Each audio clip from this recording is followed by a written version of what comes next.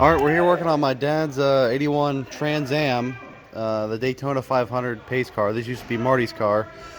And it needs the new front bumper and new headlight assembly. It's got bent when someone put it in a ditch.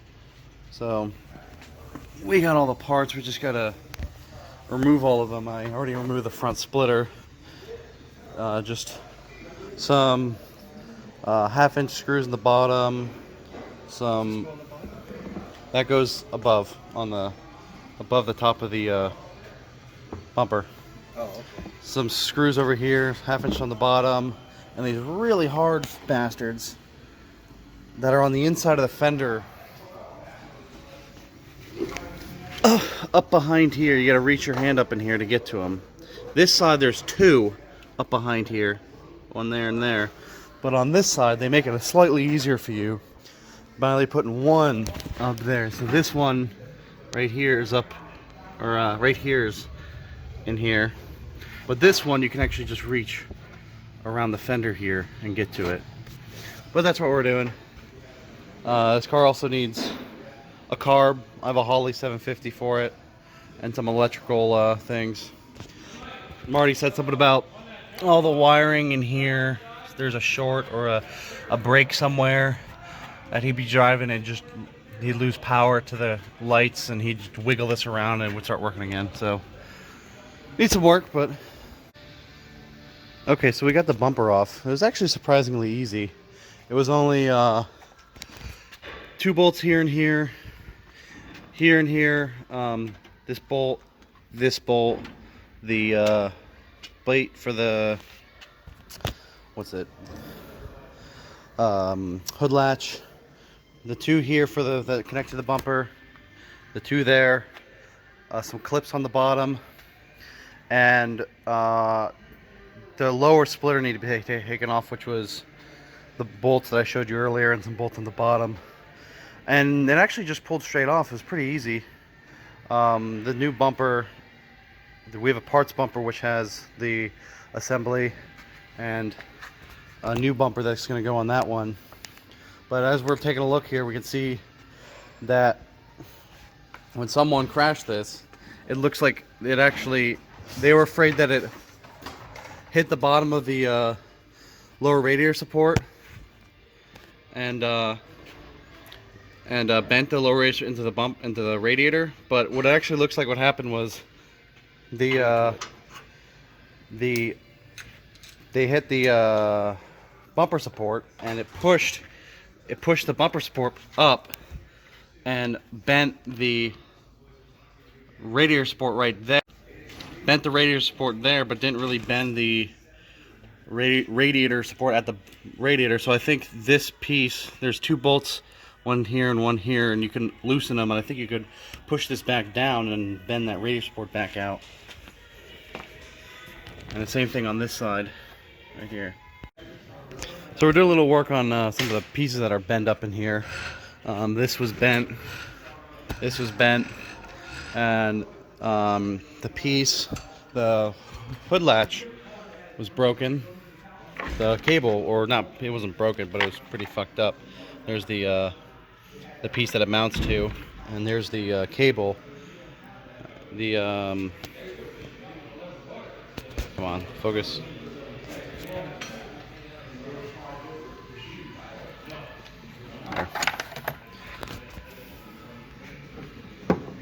Cable's broken around there. Even you can even bend it and see the cable inside. God damn it. See the cable. Yeah, it's fucked up, so we're gonna need to get a new one. But also we're looking at how these bumper supports mount on, and there's just the 2 bolts there, and I loosened them, and this is how you adjust the height on the bumper. You just loosen the bolts and you can pull it up.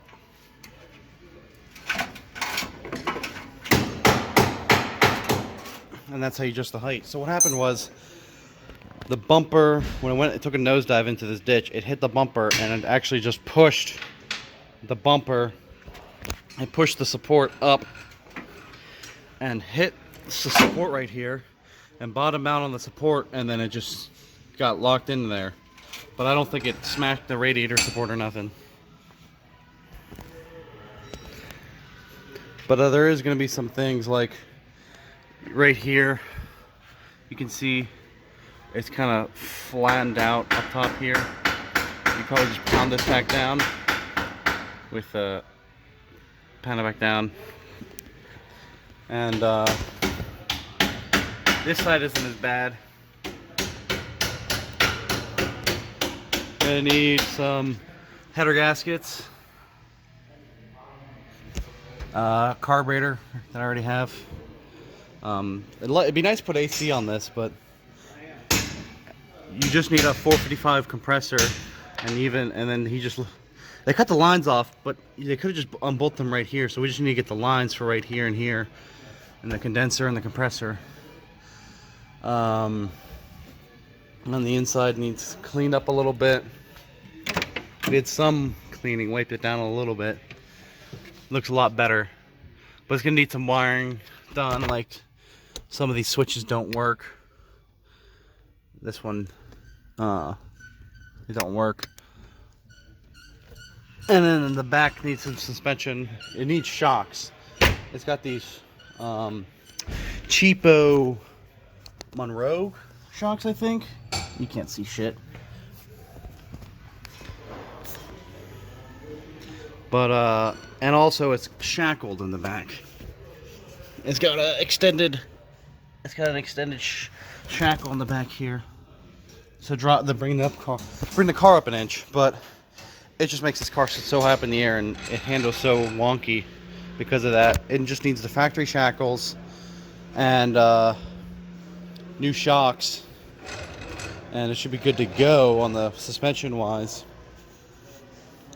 But the engine's definitely gonna need some work, and the electrical system is gonna need a lot of work. Also, these turbo lights, there's nothing in them right now because the original plastic bezel in here or whatever got broken out and it's just destroyed. Marty's got a new one with a harness to hook it up to the engine.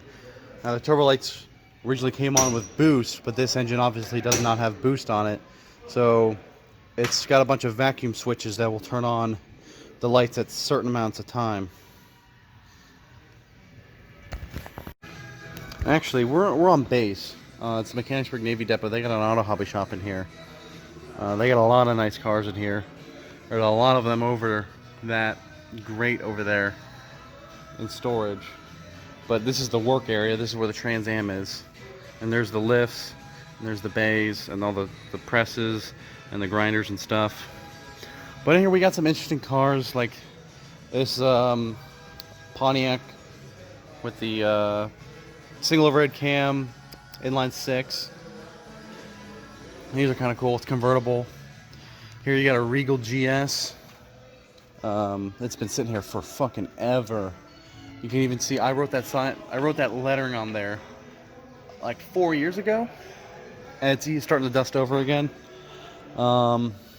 This thing's been here forever. It does not have a lot of miles. The birds got on it. I don't know how long exactly how long it's been in here, but I know it's been at least 6. You can even see the tires are flat. But also the guy that has this bay, if you don't know what this is a Detroit diesel out of a Humvee. This guy buys surplus Humvees, and he'll buy the Humvee at an auction. He'll buy all the parts at auctions, and he'll piece these Humvees together, make them really nice drivers with all these different parts from different Humvees. And this is the diesel out of one of them. Another guy over here has got a Bronco. This guy right here, he's got a nice Ford truck, and behind that bay's been there. The dude's owned that bay like fucking 30 years, I think, something like that. He's never in here. He doesn't show up for anything. They haven't seen him in at least 15. but a check shows up every month to pay for the bay, so the bay just gets paid for, and there's nothing they can do. They can't kick him out. The guy in front of that bay, it's a 65 Mustang convertible that he was doing a lot of work onto it until he found out he welded the front clip on it crooked, and he's just been so pissed off about it. He hasn't been in here in like 10 months just because of him not even wanting to look at it.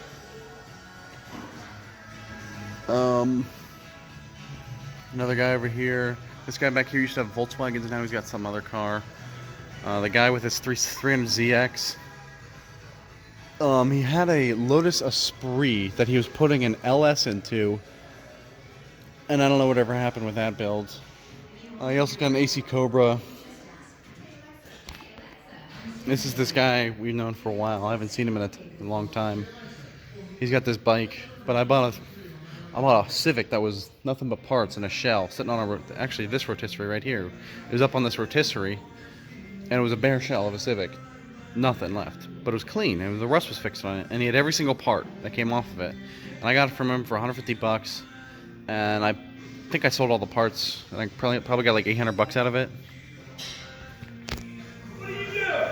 What's up? That's Mike. Chet's Bay, he's got a sob story. He likes to get these import cars and work on them. He had a few Audis in here. This Saab. Guy behind him just came in recently. This Mustang. It needs a lot of rust work.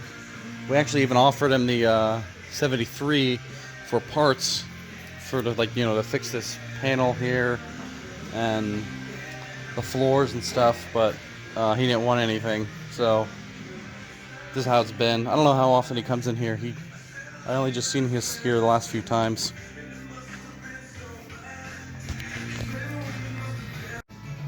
This is my buddy at shop's 1986 Camaro T-top. It's got a Ramjet 350 with a Vortex supercharger running, I think, 12 psi, and it's got method injection. It makes about 600 horsepower. It's got a reverse manual valve body, 700 R4, 342 rear gears, posi of course, SLP exhaust, gauges. Our old red digital gauges. Nice racing seat, nice interior. I like the hood. Wheels are pretty nice. This thing's just nice all the way around. He keeps this thing clean. The color's awesome.